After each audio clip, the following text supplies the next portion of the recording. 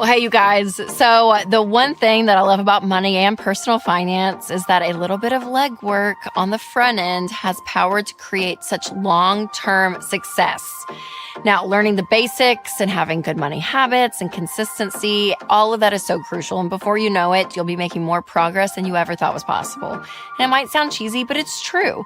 And this is just one of the many reasons why I love my job, because I'm always blown away by how people are able to transform their finances once they have access to the proven tools they need to actually let their money work for them.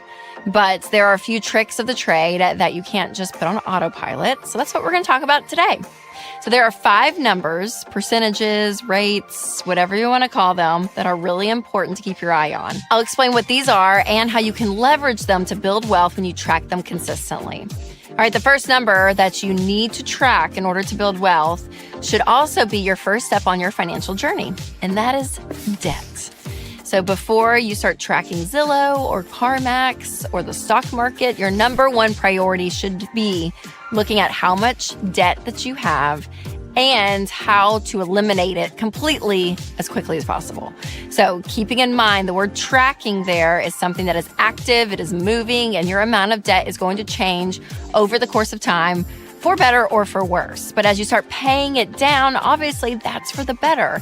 And so again, it's this idea that you're saying, hey, I'm going to know the amount of money I have that I owe to people, my debt, and I'm gonna have a plan to start paying that off. But the longer you put that off, the longer it's going to take you to pay off debts because of interest that you're continuing to pay, even some late fees if you're late paying those bills. So to get started with this, I recommend doing something called the debt snowball. This is a method that we've talked about for so long, and this helps you build momentum when it comes to paying off your debt. And this is where you're going to list out all of your debts, smallest to largest, regardless of the interest rate, pay minimum payments on everything, and attack that smallest debt first. Which brings me to the number 2 number that you should be tracking when you're building wealth, and that is savings. So when it comes to an emergency fund, this is crucial. I always tell people to get a $1,000 emergency fund first and foremost. And then once you're out of debt, you can bump that up to 3 to 6 months of expenses. Now, once that's all done, you have no debt, you have a fully funded emergency fund, then you're going to be looking at your life and you're going to want to know those numbers to say, hey, do I need to be saving up to replace a car? Do I need to be saving up for maybe a vacation we want to take? Am I saving up for things like retirements and accounts that are out there that I won't see for maybe a few more decades?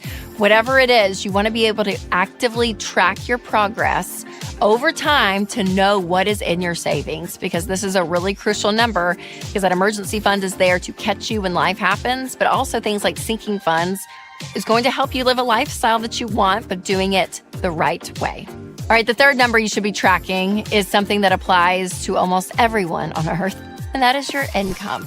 Your income is your largest wealth building tool. It is the thing that is going to help you build wealth over time, because when your income comes in and you don't have half of it because it's going out to debt payments, it's hard to use the remaining income, not just for your life, but in order to invest and do things to help you build wealth. So when you have your entire paycheck working for you, that is so crucial. That's why paying off debt is really important. But it is important to know how much money you have coming in, knowing that number, and where it's all going. So a monthly budget does this, you guys.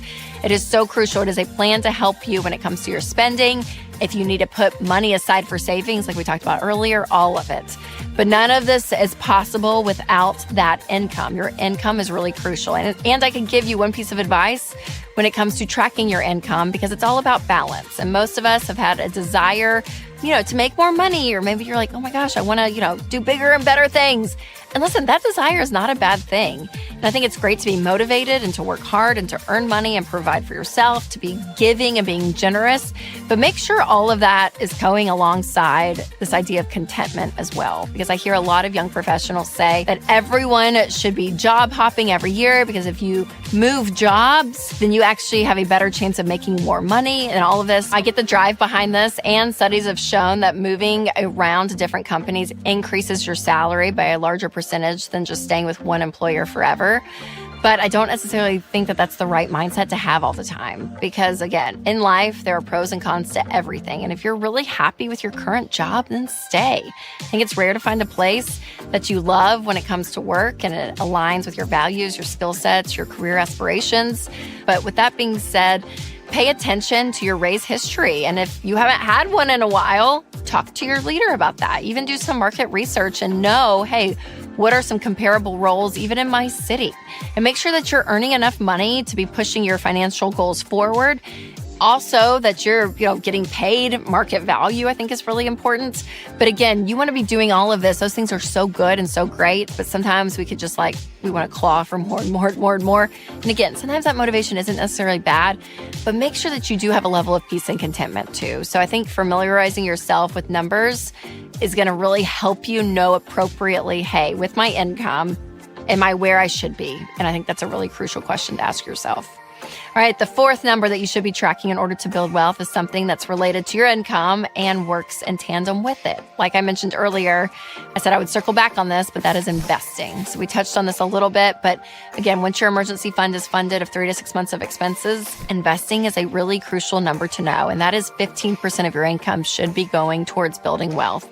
And these are going to be things like a Roth IRA or a 401k at work, but these things long-term are going to be making money while you sleep. I mean, it's amazing. Compound interest is a really beautiful thing, but your work doesn't end once you just start investing. Make sure that you increase those percentages over time once you've paid off your house and everything. So for example, again, let's just say you had no mortgage, your kids' college was taken care of, everything is good. Then you want to be increasing your giving and your investing. And I think at that point, it's a really crucial part of your life because it's going to probably be later on when you're a little bit older. So you're going to be able to throw some more money because retirement is coming sooner than you think and you want to be prepared for it. So again, that 15% is a really crucial number to know, and it will increase over time. But also, I think it's fun to look at your progress when it comes to investing. So if you're interested in that, make sure to check out our Ramsey Investment Calculator. It's really easy to use, and it can be really motivating to know where you're headed when it comes to retirement. So plug some of those numbers in. Have some fun with it. All right, the fifth number that you need to track is actually 3 numbers in one, and it all has to do with your mortgage. So you want to pay attention to this percentage, 25%. Your housing costs like your rent, mortgage, insurance, HOA fees should all be about 25% of your take-home pay. So this percentage is really crucial because we want to be able to free up your other 75% of your income to work for you. So whether that's investing or saving or giving, whatever it is, so that your house isn't taking up so much of your income.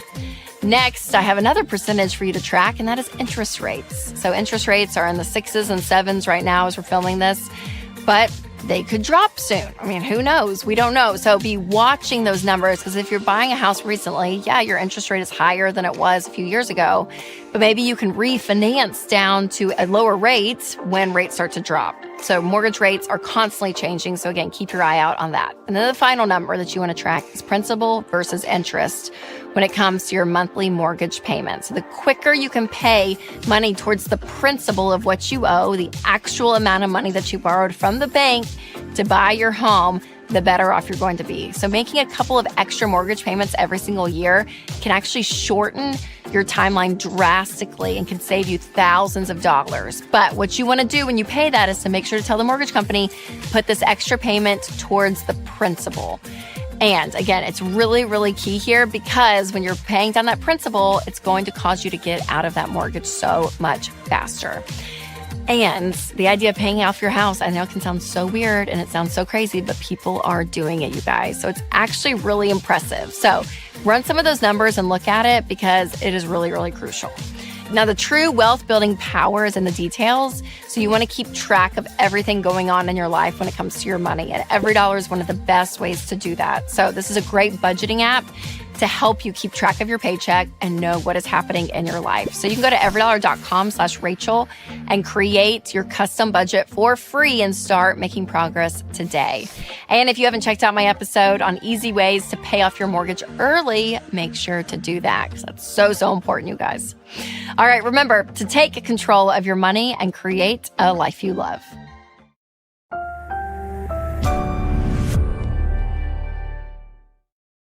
Well, hey, you guys. So it's no secret that financial stress has been one of the leading causes of conflict and even divorce in marriages. And according to a recent study, 54% of people believe that having a partner with debt is a good enough reason to even consider divorce. But what's worse is that the median cost of divorce now has reached over $7,000 or more. So if finances are the main issue between you and the person that you love, you're not making that issue any better for either of you if you decide to bail. But here's the thing. Money is a major part of any relationship, but it can be a sensitive and emotionally charged topic to wrestle with when it comes to your marriage. And then you throw in-laws, kids' summer camps, that cost a bajillion dollars, student loans, throw that all in the mix, and you've got a pretty big elephant in the room.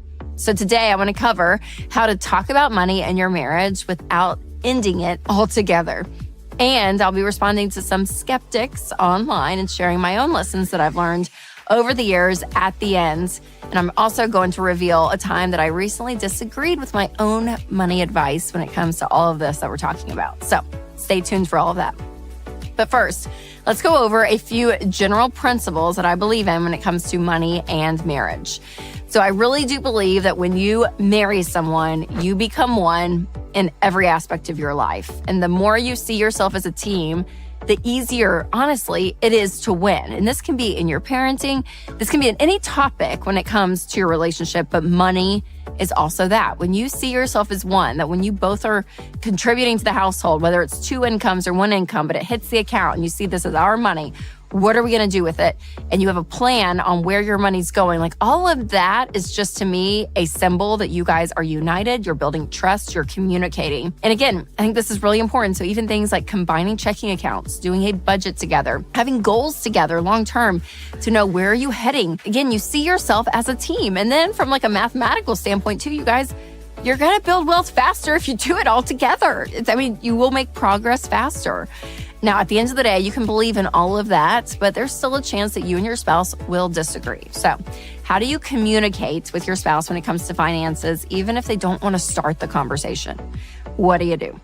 So one of the biggest things that you can do when you start off this conversation, I always talk about, is your why. Why are you having this conversation in the first place? Is it because you feel like you're working hard and you feel like you have nothing to show for it? Is it because you're stressed? Is it because you're losing sleep at night? Like, what is the why you want to get control of your money? And then I would also say, go ahead and map out like a high-level plan of what you're thinking. Because sometimes when you start these conversations, it can feel like, okay, then what are we supposed to do? But you could say, hey, I've been so stressed about this, and I just did some quick math. If we tried to pay off debt, we'll use paying off debt as an example. And this is what I saw, as I'm looking at our numbers, like we could be out completely in a year and a half and like have a date out there.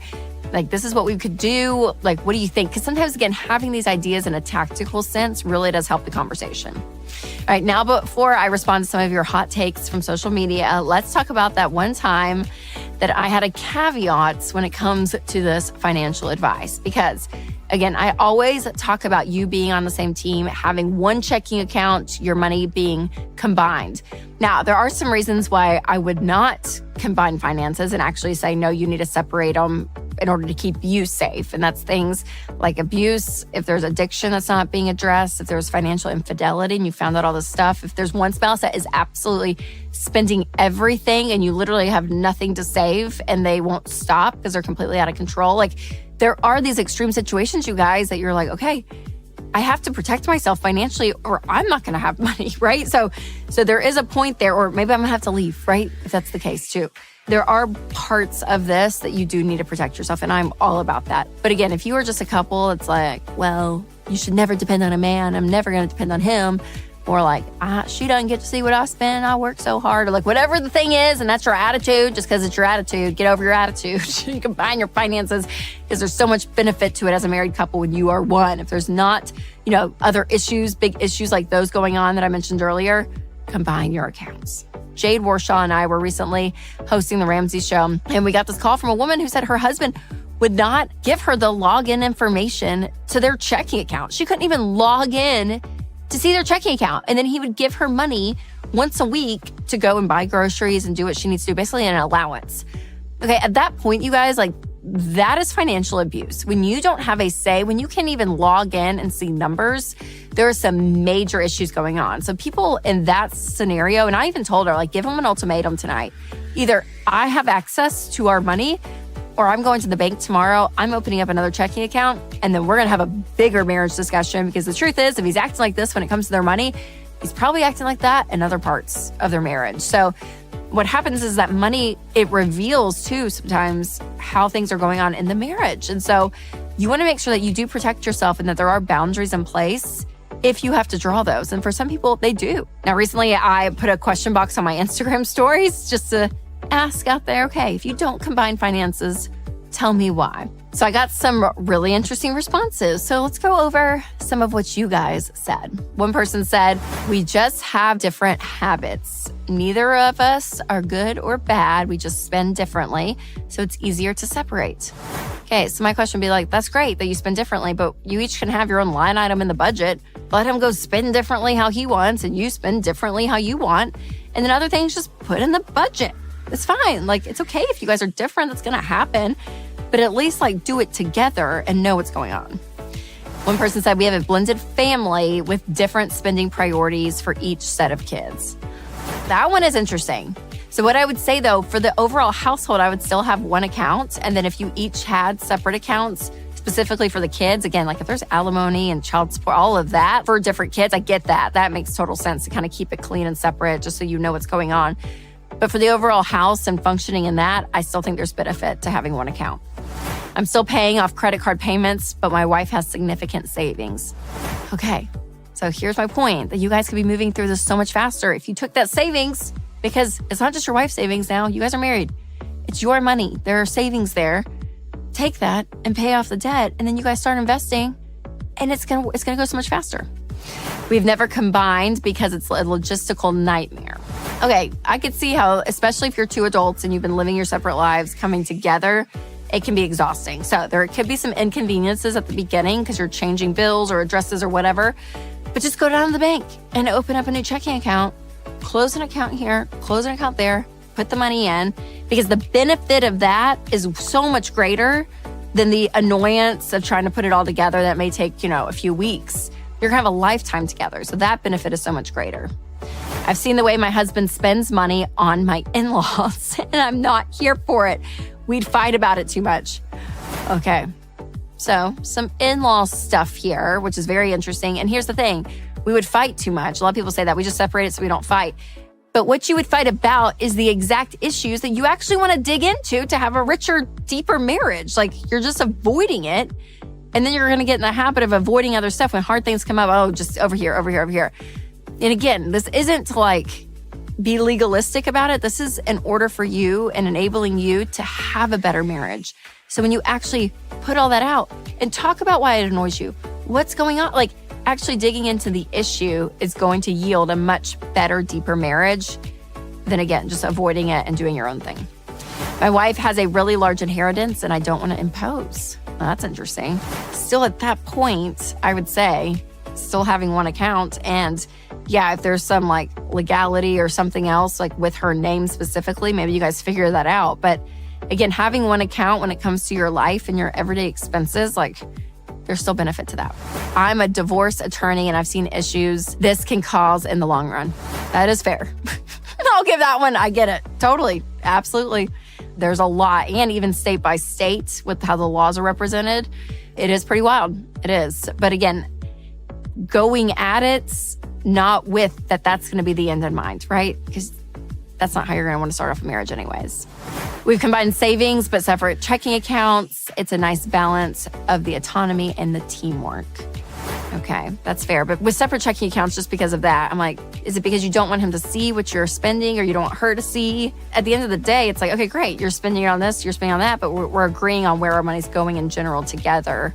I don't care if you see what I spend at Target because that's what I'm going to spend. And it's the plan that we talked about and it's fine. All right, you guys, those were very interesting. And I understand some of the arguments. I hear you. I totally do. But listen, whether you're single or married, combined finances or not, one of the best things you can do with your money, though, is having a plan for it and that is the monthly budget. So everydollar.com makes this so easy. So give it a try with the link below. And if you're interested in hearing me address a few other financial principles that people love to hate, you'll have to check out my episode on eating at home. Because, it's a radical idea. So remember to take control of your money and create a life you love.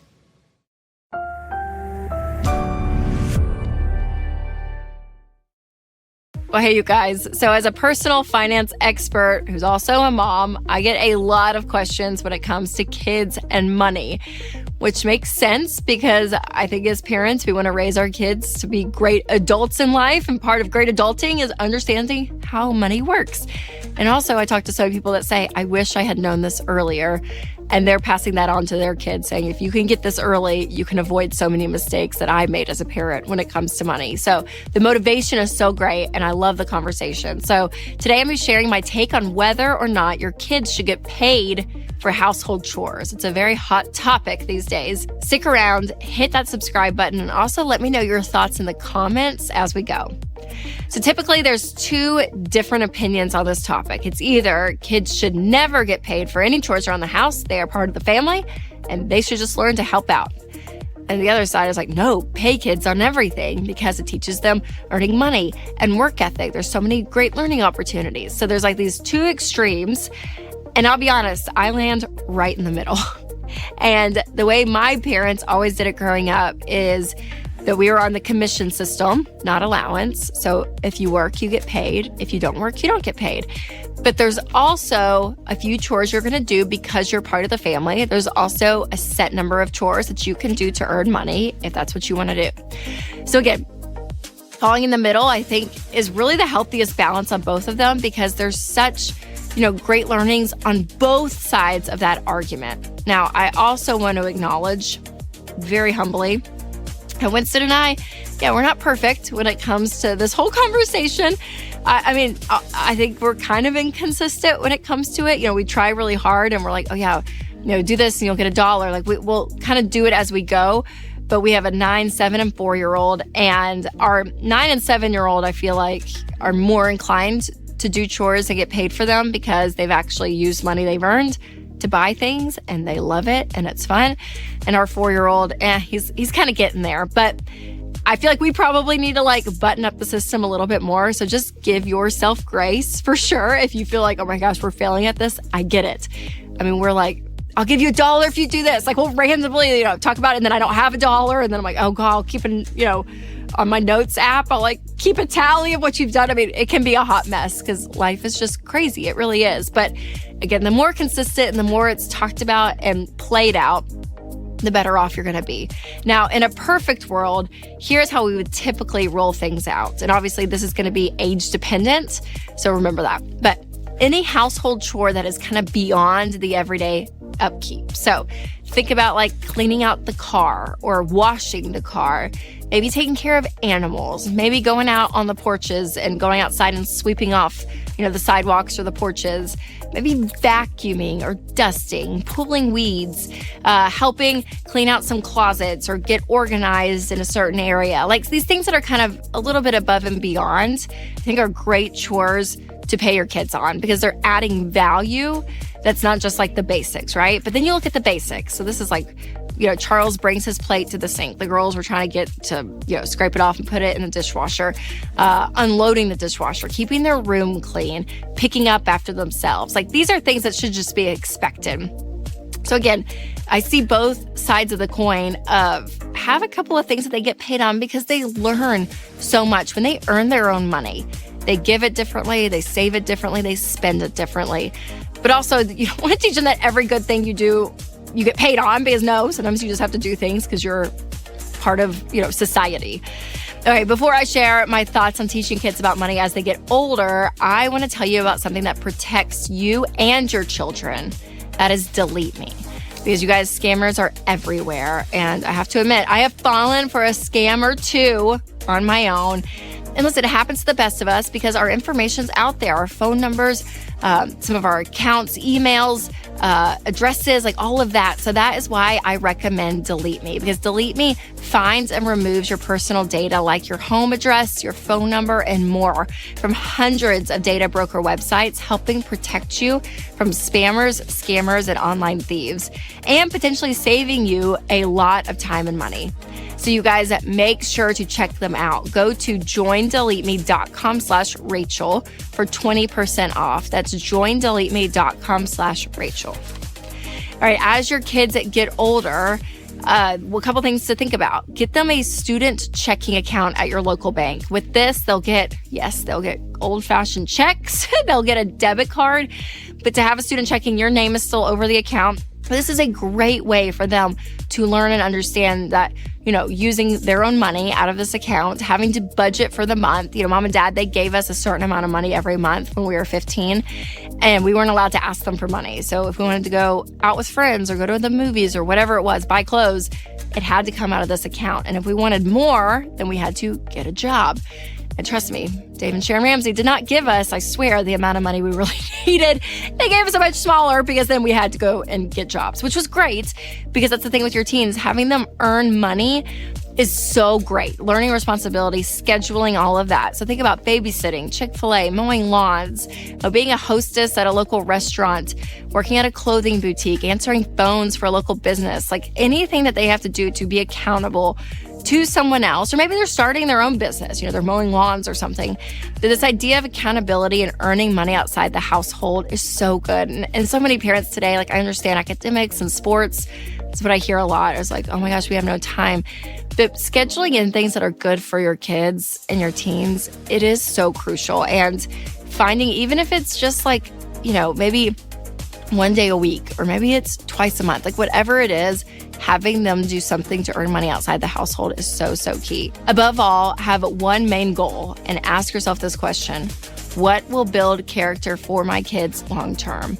Because every decision that we make as parents, again, we're trying for our kids to be great adults. That's a Andy Andrews quote, which I love. He's like, we're not just trying to raise good kids. We're trying to raise kids to become good adults. That's our goal, to let them go out into the world and win. And if you push them to pursue something new, it is really good for them. There's something about their confidence that is built when they actually add value. So it's really key. And if you see gifts in them, encourage that. Mom and dad, they were big on us starting our own businesses. We had to do that. So Denise and I had this business called Your Integrity Snacks when I was 15 and she was 17. And we had a little snack shop at my dad's office. So we went to all the kitchens and we had to go every Tuesday and refill and restock everything. We had to keep a P&L sheet with all of our expenses and our profits. But there's something, again, in it, you don't have to go that extreme. Thank you, Dave and Sharon. But there's something about learning new skills when you're under your parents' guidance and under their household that, again, just builds this character. And so doing things that are out of their comfort zone is good. This is positive reinforcement, and it is powerful. And when they do start earning money, you want to teach them things like giving, gratitude, contentment. You want to teach them to give, to save, to spend. What they do with their money tactically and emotionally too is great conversations to have. And one way to do that for your little kids is to grab a copy of my latest kids book. It's just come out and it's called I'm Glad When I Can Share.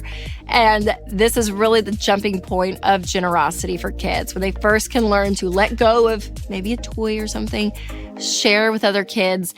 There is something in that they get the joy of realizing, oh my gosh, when I share and I live with an open hand, there is such joy and happiness there than versus if I keep everything to myself. So it is just the most precious kids book. So make sure to check it out. I'll leave a link below. But the discussion on kids and money, it is layered. There's a lot of different topics we can talk about. But if you want to know more about this, make sure to check out my episode on why are millionaires leaving their kids nothing. So click here or click the link in the show notes if you are listening on podcast. All right, you guys, thanks so much for listening. And remember to take control of your money and create a life you love.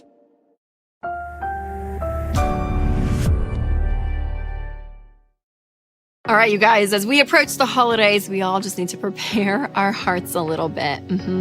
Because you're going to picture, all the who's in Whoville just holding hands, circled up around the Christmas tree, just singing and happy. Like, that's the vibe that we're going to be seeing soon in the world. Yeah, because we're approaching the holidays, which isn't all bad. But it also can take us into a spiral of thinking that we're doing something wrong because we may not feel very who-like all the time, and that's okay. So we're going to talk about why trying to look rich will actually make you broke. But before we jump in, be sure to subscribe so you don't miss a future episode. All right, so I want to offer just a little friendly reminder that what you see isn't always the whole picture. So we are going to get, here in the holidays, lots of pictures in social media, right? And some of them may be true. Maybe that person really is laughing as they're with their children in the fall leaves or the Christmas tree, which is great. Like, I'm not bashing that. But you have to remember always, you guys, always, you are not seeing the full picture of someone's life. You are seeing a quick snapshot and what they are choosing to put out into the world, which again, I don't blame them. When my kids are cray-cray and I'm going cray-cray, I'm not putting that up there because I don't have time to grab my phone and film everything, right? So I'm not being like, oh my gosh, everything, online is a lie. It's not always a lie.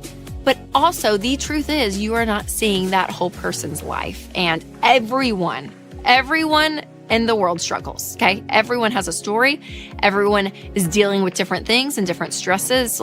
Just know that that is the emotional side of that picture that you're seeing.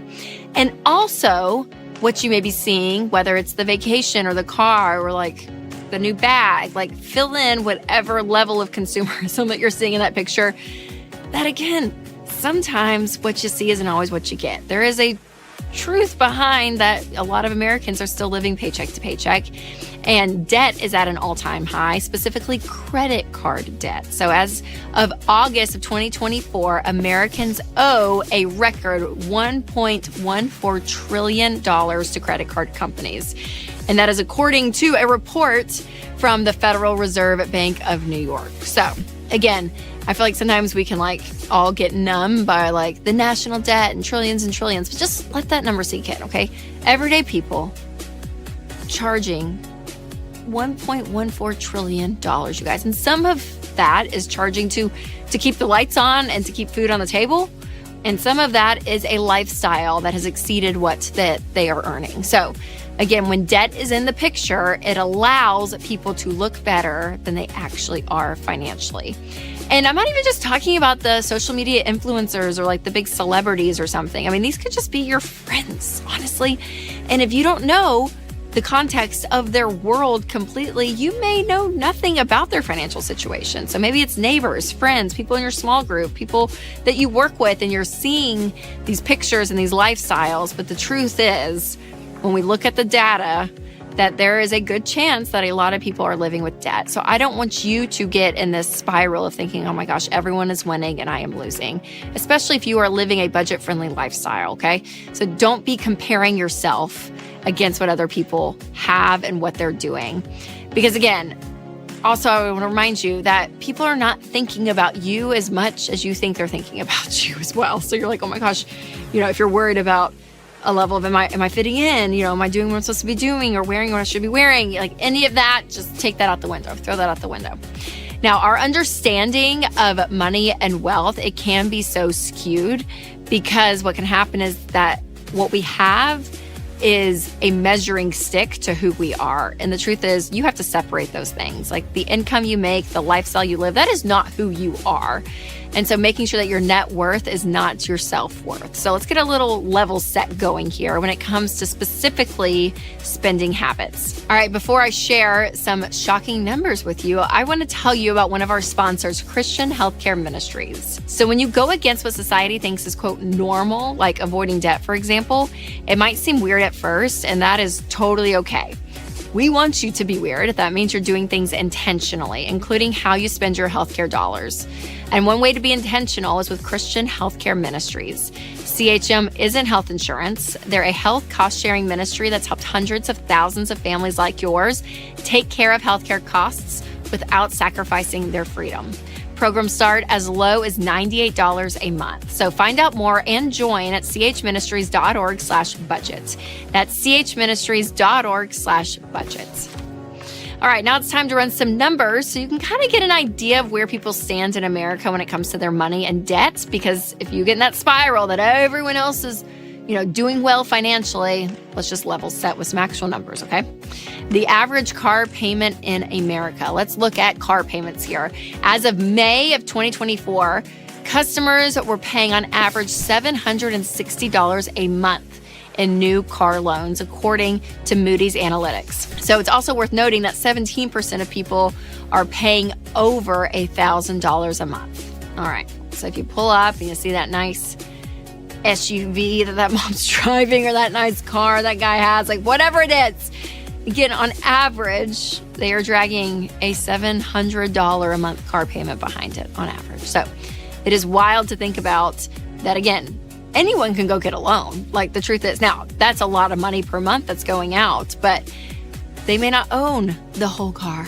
They, own a little bit of it as they pay payments. So remember that. All right, let's look at the median salary of Americans. So as early as 2024, the median salary was around $59,000, according to the U.S. Bureau of Labor Statistics. Now, I tell you that because, again, I think it can get this idea that maybe people are making a ton or they're not making a lot, like whatever it is. But at least comparing your salary to the average is always helpful to be like, hey, where am I running in the pack? It's just always good to know. So in 2024, that was the median salary. All right, the average student loan debt that is owed in 2024, borrowers had an average of $37,853 in federal student loan debt and $40,681 in private student loan debt. Overall, the student loan debt has reached $1.74 trillion, according to the Federal Reserve. So student loans, y'all, they are still so real. And I actually just read an article today from CNBC, and they're saying that 88% of people that have student loans are saying that it wasn't worth the college degree. So again, I am all for college. This is not bashing college, but it is getting in perspective of what is actually going on in America today. And people are taking out loans at 18 years old of, $50, $60, $70, $30,000, tens of thousands of dollars to get a degree. Where if you had this mindset, which is kind of what this whole video is about living on less than you make, then it may mean that there's going to have to be other alternatives there, right? Going to a community college, taking a gap year, applying for more scholarships and grants, getting a job. Like there's going to be other ways to do this. But the key here is to live below your means, even with a college degree, which again will look different. But man, not having that payment every month is so helpful. All right, let's look at the average credit card debt. So again, collectively, it's $1.14 trillion. But Gen X has the highest credit card debt on average, and they are owing around $9,000 per person. So when you look at credit card debt in America, credit cards, man, they are like the cigarette of the financial industry, because it's like, oh yeah, it's like this habit and it's no big deal. I'm fine until you're not. And so many people rack up so much credit card debt by just living month to month. And so again, understanding that what you're seeing isn't always the picture of reality. And the reality is credit card debt has become a huge issue for Americans today. So here's the deal, you guys. A lot of people feel like that they can afford a lifestyle, a certain level of lifestyle, because they can afford the debt payments. But those are two totally different things, because yeah, you can scrape by life and survive on payment after payment after payment, but that's not the best way to take control of your money. It's just not. The idea of saying, actually, I'm going to flip that, and instead of giving the car companies and the banks my money, I'm going to keep my money and I'm going to invest it and make my money work for me and not for everyone else by getting out of debt, which means you will be living below your means, which again means you'll probably have to adjust your lifestyle and adjust expectations of life. But there is so much more peace in living that way, control of your money, having that control of your money versus your money controlling you. And one of the best ways to do this, you guys, just starting out, is a monthly budget. And every dollar has been an absolute lifeline for so many people who are in a tight season financially, to get them on the right path and give them something tactical that can help with the reality of their life. And including me, this is an app that I use and it is fantastic. So make sure to click the link in the description to get started right away for free. All right, you guys, listen, I am not saying to be looking at all your friends and neighbors if they drive a nice car, they're going on a great vacation, or they have cute clothes, and be like, debt. That's not the point. Because honestly, I've gotten to a point that you don't even need to know. You don't even need to know. Maybe they have car payment, maybe they don't. I don't know, and I don't care because it's not your business, right? But what's important is how it starts affecting you, and you have to take ownership of that, okay? You have to be the one to say, yeah, I'm not gonna police Sarah Kate at church about her new Mercedes. That's not my job. No, your job is taking care of yourself. My job is taking care of me. My parents would say that all the time growing up. It's a full-time job, Rachel, taking care of yourself. Because knowing me, I was trying to take care of other people, not my job.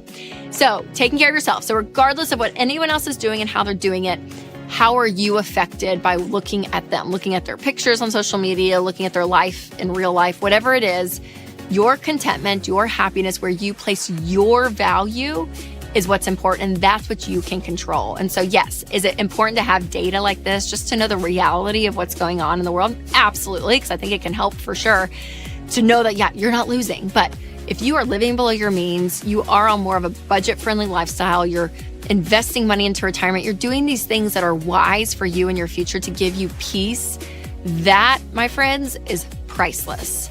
No Louis Vuitton bag is going to give you that. It's not. So be working hard, stay in control, be happy for others, celebrate what they're doing, no need to judge, but focus on you and your family. All right, if this was an encouragement to you when it comes to comparison culture and money, make sure to share it, maybe with a good friend that you have. Share the info, share the love. And if you want more info on how to actually build wealth and not just look like it, make sure to check out my episode called What is Stealth Wealth and Do You Have It? I'll put a link below. And if you're listening on podcast, make sure to click the link in the show notes. All right, you guys, remember to take control of your money and create a life you love.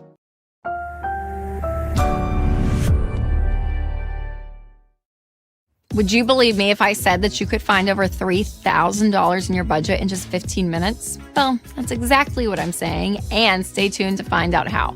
Make sure to like, subscribe, and share this episode with a friend. All right, let's jump in, you guys, because so many people that I meet in my line of work have lived paycheck to paycheck, where they're living paycheck to paycheck most of their adult lives. And we have found the number one emotion around money is, unsurprisingly, stress. So I've been doing these webinars once a week for the past couple of months. And I also get DMs on social media. I get calls in from the Ramsey Show. And so literally, regardless of where I am and people or have questions around money, or they want to change what they've been doing with money, I do find that, yes, that paycheck to paycheck living cycle is so common, so normal. And also stress, anxiety, and fear are so high on the emotional scale for people. And it's not until they actually start working a plan, getting out of debt, budgeting, that we see those numbers completely flip, where actually hope, the emotion of hope skyrockets, the emotion of, even being motivated, having motivation skyrockets. And then those more negative emotions of anxiety and fear and all of that end up going down. And so we see that over and over again. And it's a really beautiful thing. But again, getting on the plan is key, because the average family pays out $1,237 a month in non-mortgage debt. You guys, that's a really expensive way to live. If you give that amount of money away every single month out to banks and credit card companies and Sally Mae versus keeping it and actually paying yourself that money or investing that money, you're going to be in that paycheck to paycheck cycle for a long time. But let's say that you were out of debt in the next 2 years and you start actually investing that money instead of paying it out. You actually invest it. And let's say you start at age 44 and you, instead of it going out to debt payments every single month, you invested it, and you started at zero and you invested every single month from the age of 44 all the way to 65. Do you know you would have over $1 million saved? That's what's crazy. And that's what the rate of return of 10%, which again is pretty much the average of what the S&P 500 has done over the last 40 years. But you can go and actually change some of those numbers, because let's say you're 35 and you start this. How much more is that going to be? Let's say you actually have some money, maybe in your 401k, a couple $1,000 starting off there and then adding to that. So these numbers change, and usually in a positive way, because that debt and that paycheck to paycheck lifestyle, it is costing you retirement. And so being able to be out of debt, y'all, is huge. Now, in order to find money to invest, not just from your debt, is budgeting and understanding how to do this. So I want to kind of give you a quick overview of EveryDollar, because there's parts of it that are new and improved, and they're amazing. And the new users that are doing EveryDollar are finding on average $3,015 of margin in their first 15 minutes with EveryDollar to put towards debt in their first 30 days, which we love. That is what we want. So the first thing I want you to do, part one of this, is a think level budget. And so this is going to be for 5 minutes. I want you to create a budget. So this is not going back to, the previous months and trying to figure out numbers. This is high level, kind of a guesstimate, if you will, of a budget. Now, if you download EveryDollar, you can do it within EveryDollar, but think through all the categories that you spend money on. And this is food, your bills, electricity, water, cell phone, insurance, childcare, miscellaneous, everything that you spend money on. I want you to list those out, and your income minus all of those categories, including giving and saving, should equal 0. So again, this is a high level. I want it quick. So again, don't have, an paralysis of the analysis. Don't be, stopping and being okay, I'm going to go back to the last 3 months and try to calculate and find the precise number. No, not here. Okay. I want you to just do it high level and quick. We want numbers down.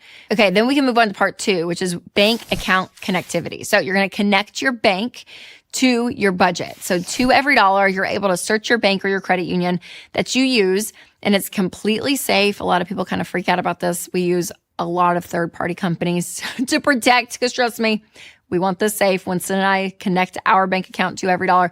So I'm telling you, you can do this, okay? So after it's done, the beautiful thing, though, is that all of your transactions will go into the app. And so daily, you can log into the app and you can actually track and drag over all your transactions to the category that it's coming out of. So if it's food and Aldi comes up because you went to Aldi, went shopping, you can drag and drop that into the food category or the grocery category. And it's great because it does the math for you. It shows you what you have left in each category, and you're able to keep track. Because if you do a budget and not know where your money's going, it's not going to do anything, right? You don't know how much you have left in clothing if you don't track and know how much have you already spent on clothing or whatever it may be. So being able to do that is really big. This is a big part of budgeting, is tracking your transactions.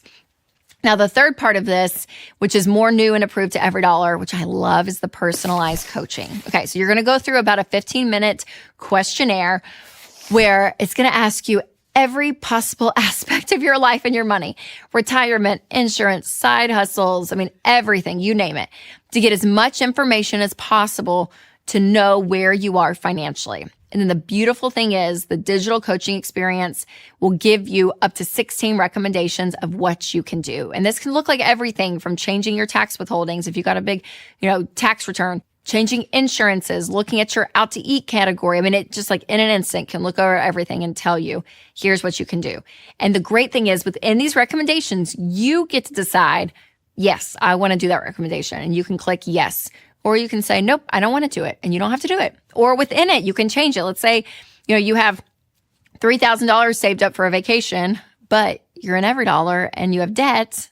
It's probably going to say, hey, don't go on vacation. Use that money to pay off debt. And maybe you decide, against Ramsey principles, that's okay, where you're like, no, I'm still going to go, but I'm not going to spend as much. So maybe I only spend $1,000 and I'll put $2,000 towards debt. Whatever it looks like, you can even change the numbers within the recommendations. But what we find on average is that people are finding $3,015 from these recommendations, which is amazing. Now, before we dig into this more, I do want to tell you about one of our sponsors, Delete Me. If you don't remove your personal data from the internet, your name, your address, your email, even your kids' names are out there on sketchy data broker websites. And these data brokers collect your data, sell it, and that puts you at risk for scams and fraud. But the good news is Delete Me removes your data and helps protect you from phishing, harassment, and other online threats. Winston and I use Delete Me, and it saves us so much time and worry. So protect your family's privacy and safety by signing up for Delete Me. Go to joindeleteme.com/Rachel for 20% off, bringing your monthly cost to under $9, or just click the link in the description. So again, up to these recommendations, they'll offer you 16 and you get to decide. And that's what I love about this is you have the power to say, here's what I want to do.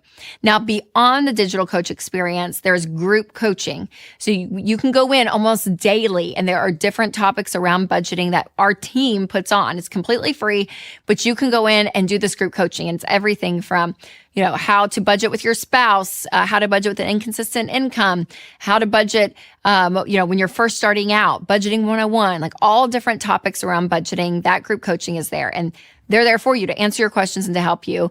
And then there's also one-on-one coaching that's completely free. You can do up to a 10-minute call with one of our coaches if you have a specific question about your specific situation, which is so great because all of this, you guys, we've been wanting to do as a company for a while, because the coaching part and being able to have someone walk with you with your situation has been so huge. And how to find that from a resource standpoint, and even like AI and digital and everything that our world has now, being able to figure out how to do that best for you as an individual is everything. So we are really, really excited about this.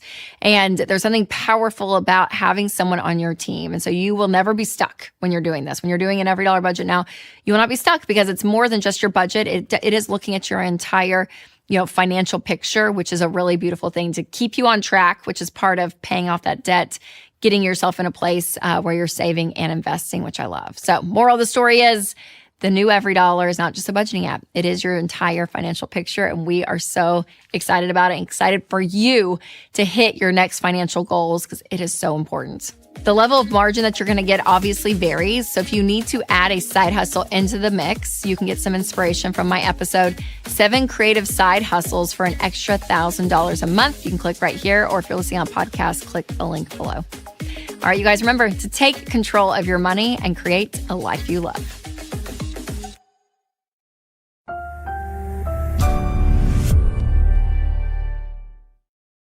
Hey, you guys, do you ever look around and just feel like, God, everybody around me feels wealthier than I am? Well, if that's you, today I'm going to share some common reasons why we might feel this way. Plus, I'll share proven ways to combat this feeling and keep your focus. But before we get started, be sure to subscribe so you'll never miss an episode. All right, if you know me, you know that I talk about comparison culture a lot. And I think it's on my mind often because I see it challenging us in new ways all the time, right? When we were young, it may have been like American Eagle or Hollister t-shirts that you see. But now it's like a $50,000 car that you see your neighbor driving. So the price seems to have gone up when it comes to our comparison, and it's constantly interrupting us through social media and advertising. And again, it's not making any of this easier. So let's have a little level set for a second. According to the U.S. Bureau of Labor Statistics, the average salary in the U.S. during Q4 of last year was just below $60,000. So if you're close to the national average, that means 2 things are true. Number 1, you are normal. And number 2, most people are in the exact same boat as you. Which brings me to reason number 1, comparison culture is making us feel behind, is because most people are using debt to get ahead. And it can feel like everyone around you has like a new trendy thing all the time, or golly, they're doing all this stuff like vacations, or they're going out to great dinners, or it feels like they're traveling a lot. And that can feel so normal. But what you have to realize is, statistically speaking, we are seeing debt of all kinds are on the rise. So that's credit cards, car loans, personal loans, HELOCs. We are seeing people borrow money more than ever before. Now, yes, we are in a tough economy right now with high inflation. And so some people are using it to cover basic necessities for sure, but also our lifestyle and the standard of living that we have in America today is pretty dang high.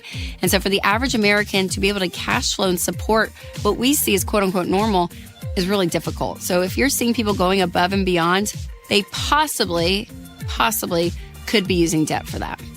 The second reason you might feel like you're making less than everyone else is maybe you are. Sometimes it's a false sense of comparison because genuinely you might be making less than the person you're comparing your life to. And this isn't necessarily a bad thing, but if it's a problem in your budget, then you have a couple of options.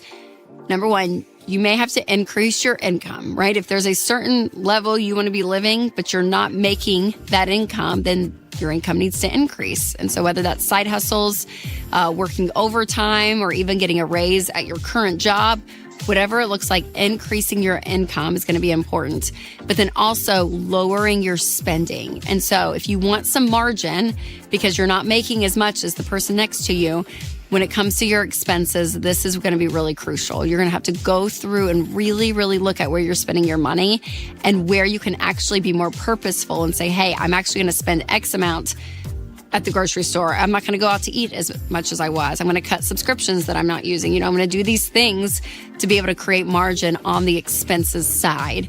And kind of like what we said earlier, but I think there's something important to be said about adjusting your expectations. So if you are average and you're making $60,000 and you're comparing your lifestyle to someone that's making $120,000, they're making double what you're making. So your lifestyles are going to look different. So to get that margin, lowering your expenses is going to be really crucial.